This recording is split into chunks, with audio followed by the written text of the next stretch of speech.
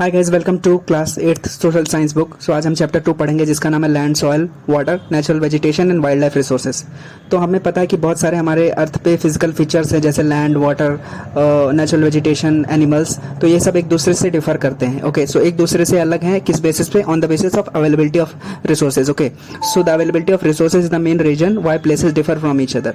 तो सबसे पहले रिसोर्स पे हम जानते हैं जिसका नाम है land. Okay, so land is among the one of the most important natural resources. So ये कवर करता है 30% of the earth area. Okay, so earth का 30% of the surface is covered by land and we know that all the lands are not habitable. मतलब सभी lands पे रहा नहीं जा सकता क्योंकि कुछ एरियाज ऐसे होते हैं जो कि स्टीप स्लोप्स होते हैं, वहाँ पे they are susceptible to water logging. Desert areas होते हैं या फिर थिक फॉरेस्ट होते हैं जैसे अमेजॉन फॉरेस्ट। तो ये सब एरियाज स्पार्सली पॉपुलेटेड होते हैं, यहाँ पे ज़्यादा लोग रहते नहीं है क्योंकि कंडीशंस अच्छी नहीं है रहने के लिए। लेकिन जो फ्लैट एरियाज है जैसे इंडो गंगेटिक प्लेन्स है जहाँ पे सॉइल प्रोडक्टिविटी अच्छी है, वाटर की अवेलेबिलिटी अच्छी है, वो एरियाज ज़्यादातर डेंसली पॉपुलेटेड रहते हैं, वहाँ पे ज़्यादा लोग रहते हैं क्योंकि एरियाज कल्टिवेबल रहते हैं, लोगों की नीड्स को पूरा कर सकते हैं वो एरियाज, इसी वजह से वो फ्लैट एरियाज में लोग रहते हैं।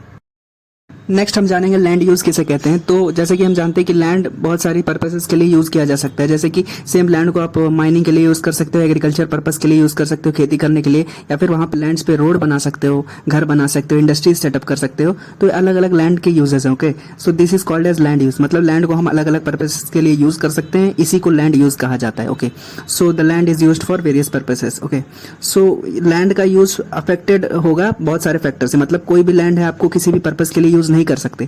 मान लेते हैं कि कोई एरिया है जहाँ पे माइनिंग हो ही नहीं सकती, कोई रिसोर्स है ही नहीं, तो आप माइन करके क्या करोगे? या फिर कोई एरिया ऐसा है फ्लैट लैंड जो कि एकदम अनप्रोडक्टिव लैंड है, तो वहाँ पे आप एग्रीकल्चर नहीं कर सकते। तो इसी ऐसे अलग अलग एरियाज लैंड डिफर करेंगे। Okay, so the land use is affected by various factors like climate, topography, soil, minerals and availability of water. तो ये सब फैक्टर्स अफेक्ट करेंगे लैंड यूज को, क्योंकि मान लेते हैं किसी एरिया में आप कल्टिवेट करना चाहते हो लेकिन वाटर नहीं है, तो आप क्या कैसे करोगे? अभी जानते हैं कि लैंड को हम कैसे क्लासिफाई कर सकते हैं। तो on the basis of ownership land can be classified into 2 types. Okay, तो ओनरशिप के हिसाब से मतलब मालिकाना हक के हिसाब से लैंड को हम 2 कैटेगरीज में डिवाइड कर सकते हैं। पहला है प्राइवेट लैंड और दूसरा है कम्युनिटी लैंड। तो प्राइवेट लैंड जैसे हमें पता, नाम से ही पता चल रहा है कि it is own by individuals. जैसे आपकी कोई जमीन है तो प्राइवेट लैंड हुआ। ओके, और दूसरा क्लासिफिकेशन लैंड है on the basis of ownership जिसे कहते हैं कम्युनिटी लैंड। तो community land is owned by community. Okay, common purposes के लिए यूज होता है, जैसे कि किसी गाँव का कॉमन वाटर टैंक हुआ या किसी गांव का कॉमन वेल हुआ तो वो कम्युनिटी रिसोर्स हो गया। फिर किसी गांव में मंदिर है तो मंदिर का पूरा जो प्रांगण है वो आपके लिए कम्युनिटी लैंड होगा। Okay, so but the community land is owned by community for common uses like collection of water.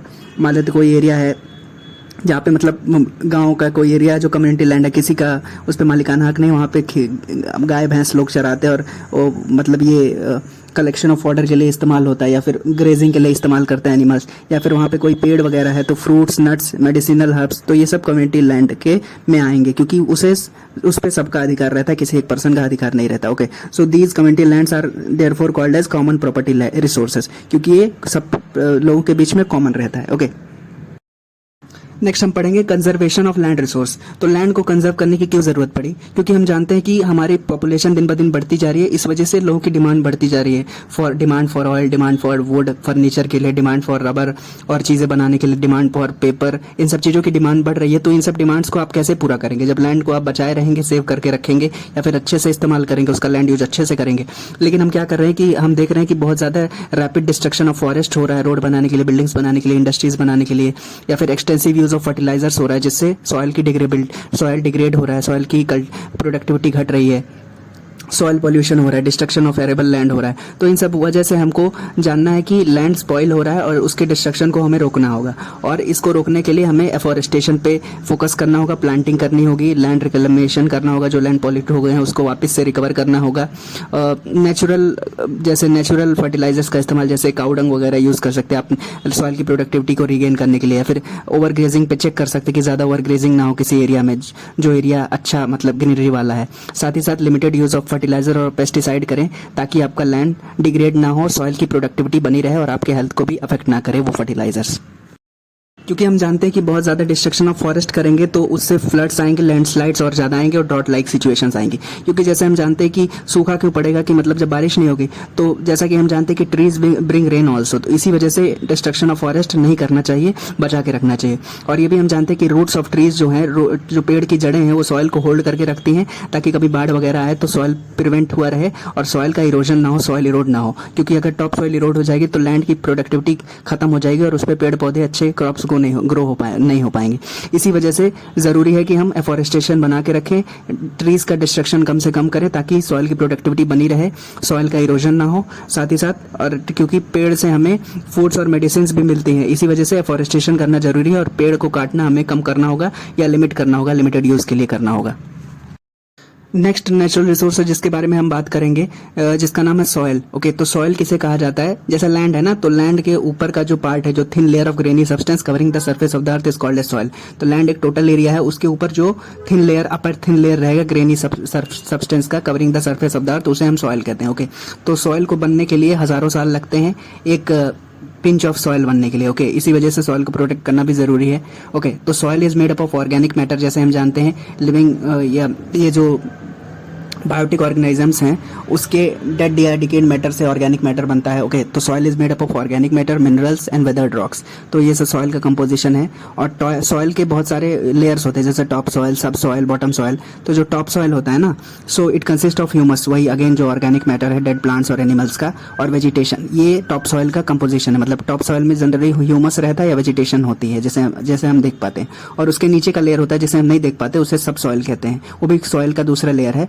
इसमें क्या होता है? सैंड, सिल्ट और क्ले होता है इसका कंपोजिशन। जो सब सॉइल होता है उसे हम देख नहीं सकते क्योंकि नीचे लेयर में होता है।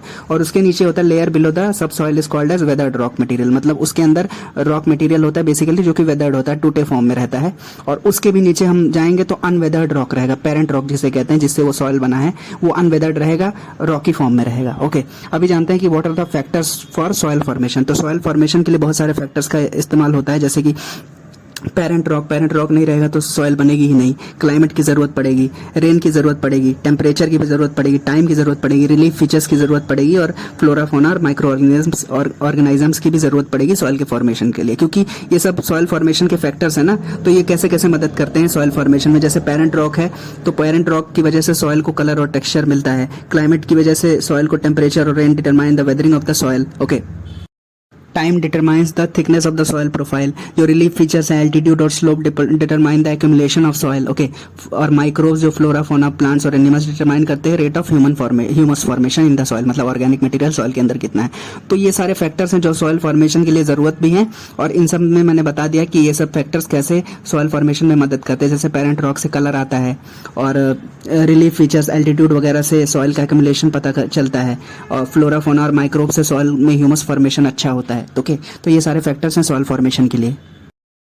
नेक्स्ट हम पढ़ेंगे वेदरिंग का, वो भी सॉइल का ही पार्ट है। तो वेदरिंग में क्या होता है? जब रॉक्स ब्रेक होते हैं छोटे छोटे टुकड़े में, तो उसे हम वेदरिंग कहते हैं। Okay, so the breaking up and decay of exposed rocks by temperature change, frost action, plants, animals, climate change, human activity, जिससे रॉक्स टूट के सॉइल बनते हैं, इसे हम वेदरिंग का प्रोसेस कहते हैं। ओके, अभी जानेंगे degradation of soil and conservation. तो जैसे हम जानते हैं कि डिग्रेडेशन ऑफ सॉइल होता रहा है, दिन ब दिन होता रहा है। जैसे डिफॉरेस्टेशन, पेड़ काटने की वजह से सॉइल का डिग्रेडेशन हो रहा है। ओवर ग्रेजिंग बाय एनिमल्स, जैसे शीप वगैरह से ओवर ग्रेजिंग होती है तो उससे भी सॉइल का डिग्रेडेशन होता है। या फिर पेस्टिसाइड, फर्टिलाइजर का इस्तेमाल ज़्यादा करते हैं तो उससे भी सॉइल की प्रोडक्टिविटी खराब होती है। ओके, सो इस तरह से सॉइल डिग्रेडेशन हो रहा है। रेनफॉल, लैंडस्लाइड, फ्लड की वजह से भी सॉइल का डिग्रेडेशन हो रहा है, क्योंकि टॉप सॉइल उड़ जा रहा है, मतलब टॉप सॉइल बह जा रहा है। ओके, तो इसी वजह से सॉइल का कंजर्वेशन जरूरी है, क्योंकि ये एक रिसोर्स का फैक्टर है। जो सॉइल है एक रिसोर्स है, उसे हम कंजर्व करना चाहिए हमको। इसी वजह से कुछ मेथड्स हैं सॉइल कंजर्वेशन के, जिसे हम बारी बारी से पढ़ते हैं, जैसे कि मल्चिंग है, कंटूर बैरियर्स है, रॉक डैम है, टेरेस फार्मिंग, इंटरक्रॉपिंग, ये सब है। तो बारी बारी से हम जानेंगे ये सब क्या चीज़ें हैं। तो सबसे पहले जानते हैं कि मल्चिंग क्या होता है। तो mulching is also a method of soil conservation. तो मल्चिंग में क्या करते हैं हम, तो ग्राउंड को ऑर्गेनिक मैटर से कवर करते हैं। जैसे स्ट्रॉ वगैरह हो गया ना, जो आप फसल काटने के बाद में जो पराली बची रहती है उसे हम स्ट्रॉ कहते हैं, गेहूं वगैरह का या चावल का। तो इसे हम कहते हैं कि the ground is covered with this organic matter like straw. तो इससे जब ग्राउंड को कवर कर देंगे तो वो मल्चिंग होता है। इससे क्या होगा कि सॉइल एक्सपोज नहीं रहेगा सनलाइट में, तो इससे सॉइल की मॉइस्चर बना रहेगा, सॉइल की नमी बरकरार रहेगी। ओके, तो ये भी एक मेथड है सॉइल कंजर्वेशन का। दूसरा मेथड है सॉइल कंजर्वेशन का कंटूर बैरियर्स।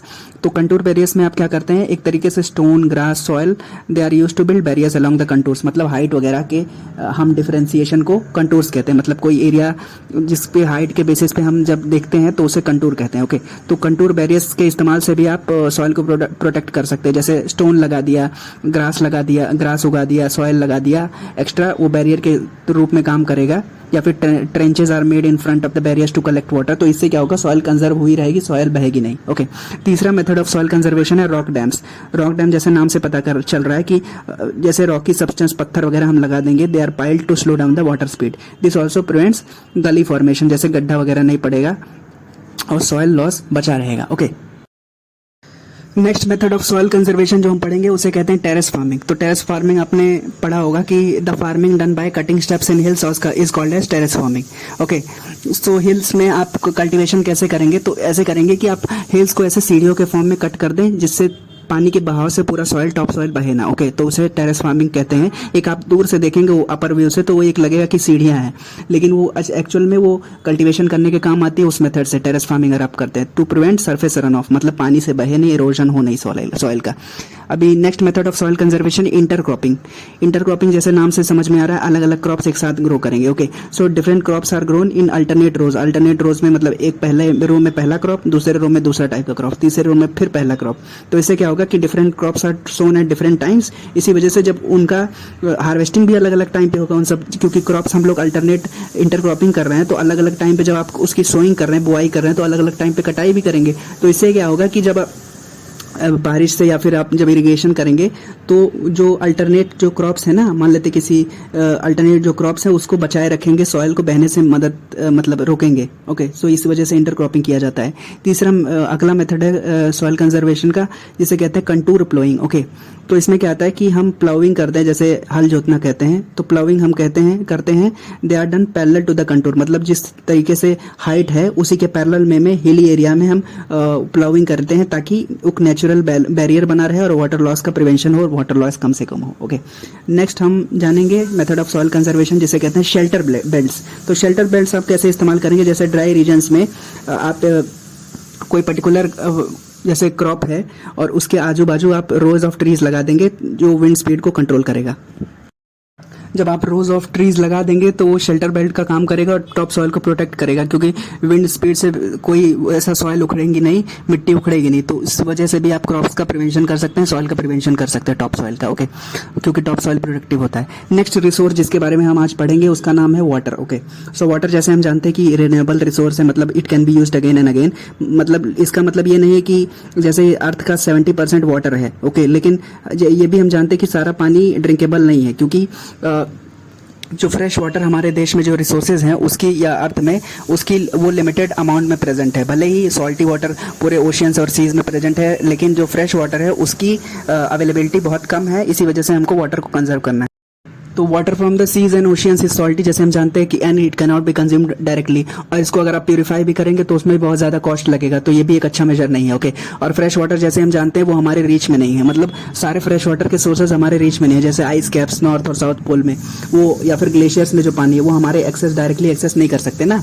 ओके, तो इसका मतलब ये है कि हमारे पास फ्रेश वाटर के सोर्सेज लिमिटेड भी हैं और साथ ही साथ जहाँ पे हैं वो उसको हम इजीली एक्सेस नहीं कर सकते। तो मतलब फ्रेश वाटर के रिसोर्सेज जो हमारे मतलब नज़दीक हैं, करीब हैं, वो बहुत कम है, हमारे लिमिटेड मतलब हमारे स्कोप में बहुत कम है, हमारे एक्सेसिबिलिटी उसकी ज़्यादा नहीं है, उतने ज़्यादा फ्रेश वाटर है नहीं रिसोर्सेज, और हैं भी तो हमारे रीच में नहीं है। Okay, so water is required for various purposes, जैसे हम जानते हैं कि drinking, bathing, cooking, washing, crops, मतलब हर चीज़ के लिए जल है तो जीवन है जैसे कहते हैं।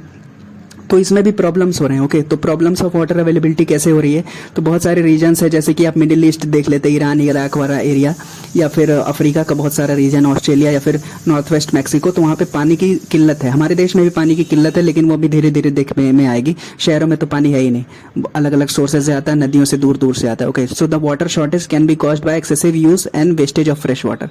मतलब हम जिसके पास पानी है वो वेस्ट ज़्यादा करता है, मतलब मोटर चला देंगे तो छोड़ देंगे, पानी गिर ही रहा है, या फिर जो इंडस्ट्रीज से पानी आ रहा है, इंडस्ट्रीज से, उसको प्यूरिफाई नहीं करते हैं, और वो जो केमिकल्स हैं डायरेक्टली, जैसे शहरों में आप देखते हैं कानपुर वगैरह में या फिर और भी शहरों में जो बड़े बड़े शहर हैं, इंडस्ट्रियल एरियाज हैं और नदियों के करीब है, तो वहाँ पे जो उसका जो पॉल्यूटेड वाटर होता है, जो एक्सेस वाटर होता है, उसको केमिकल के साथ ही नदी में प्रवाहित किया जाता है। तो इससे क्या होता है कि पानी के जो जीव जंतु हैं वो भी मर जाते हैं और साथ में पानी पॉल्यूट हो जाती है।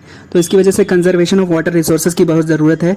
तो the water conservation can be done by water harvesting जैसे हम कहते हैं, या फिर treating the chemicals of factories before discharging in polluted water. जैसे मैंने बताया कि उसको केमिकल्स को मतलब ट्रीट करके वापस फिर फैक्ट्रीज से जो पानी आ रहा है उसको फिर नदियों में प्रवाहित करें, डायरेक्टली मत करें क्योंकि पानी पॉल्यूट हो जाएगा। और canals used for irrigation should be properly line to minimise losses by water seepage. मतलब जो नदियों से जो कैनाल आप बनाते हैं उसको इरिगेशन के लिए इस्तेमाल करते हैं, उसको प्रॉपर्ली लाइन करें ताकि उससे भी वाटर सीपेज और लॉस ना हो वाटर का।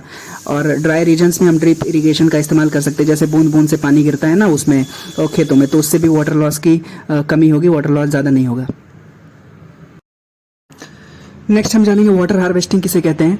So water harvesting is a process of collecting rain from rooftops and directing it to appropriate location where it is stored for future use। मतलब वाटर हार्वेस्टिंग में आप पाइप्स के through छतों में लगा देके और उस पाइप्स को डायरेक्ट करते हैं आप अपने घर में ही किसी टैंक में उस पानी को इकट्ठा करते हैं, और जब पानी की किल्लत रहती है गर्मी वगैरह में तो उस पानी को इस्तेमाल करते हैं। Okay, so water harvesting is a process of collecting rain water from roof tops, जैसे रूफ छतों में से, and directing it to appropriate location अपने घर में ही, और टैंक बना करके, और उसको इस्तेमाल करना जरूरत के टाइम में जब पानी की कमी होती है। नेक्स्ट हम जानेंगे natural vegetation and wild life. तो ये भी एक तरीके का रिसोर्स है अर्थ के अंदर। तो वेजिटेशन, नेचुरल वेजिटेशन किसे कहते हैं? उसे कहते हैं कि the vegetation that has been left undisturbed and allowed to grow on its own is called as natural vegetation. मतलब नेचुरल वेजिटेशन वही ग्रीनरी है, फॉरेस्ट वगैरह, जिसको अनडिस्टर्ब्ड और ह्यूमन रीच से अनडिस्टर्ब्ड है, उसे नेचुरल वेजिटेशन कहेंगे। मतलब इंसान अभी तक वहां तक नहीं पहुंच पाए हैं या फिर उसे खराब नहीं कर पाए, वो नेचुरल वेजिटेशन है, नेचुरली ग्रो किया है उसने। ओके, और वाइल्ड लाइफ भी एक रिसोर्स है। इसमें वाइल्ड लाइफ में क्या होता है कि प्लांट्स और एनिमल्स होते हैं। ओके, तो animals, birds, insects as well as aquatic forms of life, ये वाइल्ड लाइफ में आएंगे। ओके, सो एनिमल्स वगैरह, इंसेक्ट्स, बर्ड्स, ये सब वाइल्ड लाइफ में आते हैं। ओके, सो इन सब वाइल्ड लाइफ से हमें क्या मिलता है? वाइल्ड लाइफ से हमें मिलता है मिल्क, मीट, वूल। जैसे कैमल वगैरह से मिलता है मिल्क, या फिर शीप वगैरह से हमें मिलता है वूल, गाय वगैरह से, भैंस से हमें मिल्क मिलता है। ओके, सो ये सब वाइल्ड लाइफ का पार्ट है। ओके, सो वल्चर भी एक टाइप का वाइल्ड लाइफ का हिस्सा ही है। तो vulture due to its ability to feeds on the dead is called as scavenger and is considered as cleanser of environment. मतलब ये सब जो रिसोर्सेज है हमारे एनवायरनमेंट में उनका बहुत सारा यूज है। ओके, क्योंकि वल्चर जैसे हैं गिद्ध वगैरह, ये सब एक तरीके से हमारे डेड जो एनिमल्स हैं उसको फीड करते हैं और एनवायरनमेंट को क्लीन करते हैं। अगर आप एक तरफ से एग्जांपल के तौर पे मान लीजिए कि वल्चर्स या फिर गिद्ध वगैरह रहे ही ना, तो जो डेड एनिमल्स हैं वो पड़े रहेंगे और एनवायरनमेंट को पॉल्यूट करते रहेंगे, गंदगी होती रहेगी, एयर पॉल्यूशन होता रहेगा। इसी वजह से वाइल्ड लाइफ का होना भी बहुत ज़रूरी है। जितने सारे नेचुरल रिसोर्सेज है ना, वाटर, एयर या फिर सॉयल, इन सबका बहुत ज़्यादा यूज़ है, ह्यूमन यूज़ के लिए भी और नॉन ह्यूमन पर्पसेस के लिए भी। ओके, तो इस वजह से हमें अपने एनवायरनमेंट को प्रोटेक्ट करना चाहिए, क्योंकि ये जो डेड एनिमल्स है उनको फीड कौन करेगा अगर वल्चर्स नहीं रहेंगे। तो इसी वजह से सारे रिसोर्सेज को प्रोटेक्ट करना हमारी जिम्मेदारी है। ओके, अभी जानते हैं distribution of natural resources in wild life. So the growth of vegetation depends on rainfall and sunlight. इस पे डिपेंड करता है नेचुरल रिसोर्सेज का यूज। और एरियाज ऑफ हैवी रेन में जहाँ पे थिक फॉरेस्ट रहेंगे, इक्वेटोरियल रीजन्स में जैसे, और जो डेजर्ट एरियाज हैं वहाँ पे स्क्रब्स वगैरह रहेंगे। Okay, so camel is found in the desert and penguin is found in icy areas, और tiger is found in the grasslands. Okay, so penguin is found in icy areas. तो the location of and the distribution of these wildlife depends on landscape and climate. Okay, so these were the few things in today's class. I hope you understood it. Thank you so much for watching. Bye bye.